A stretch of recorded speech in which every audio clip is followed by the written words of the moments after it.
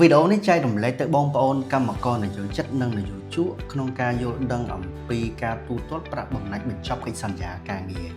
វាមានសារៈសំខាន់ពីព្រោះប្រសិនបើនយោជកពុំបានអនុវត្តត្រឹមត្រូវតាមច្បាប់កំណត់ទេ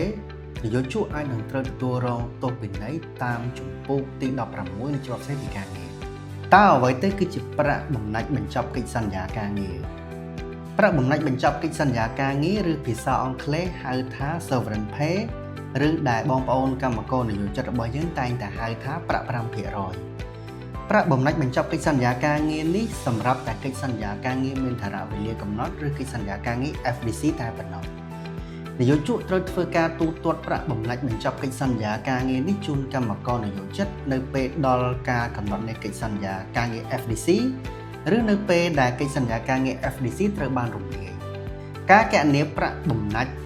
បញ្ចប់កិច្ចសន្យាការងារត្រូវយកប្រាក់ឈ្នួលដែលកម្មករនយោជិតបានបើកក្នុងរយៈពេលនៃកិច្ចសន្យា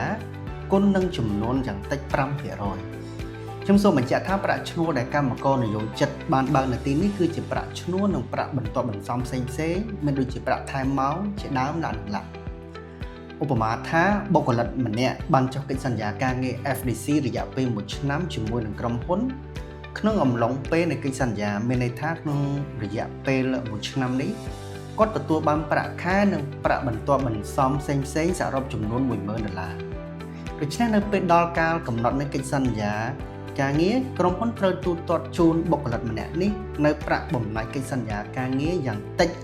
5% នៃប្រាក់$10,000ដូច្នេះប្រាក់ 5% នៃ$10,000 គឺស្មើលក្ខខណ្ឌក្នុងការទទួលបានប្រាក់បំណាច់បញ្ចប់កិច្ចសន្យាការងារបងប្អូនអាចមើលវីដេអូមុនៗរបស់ខ្ញុំបាន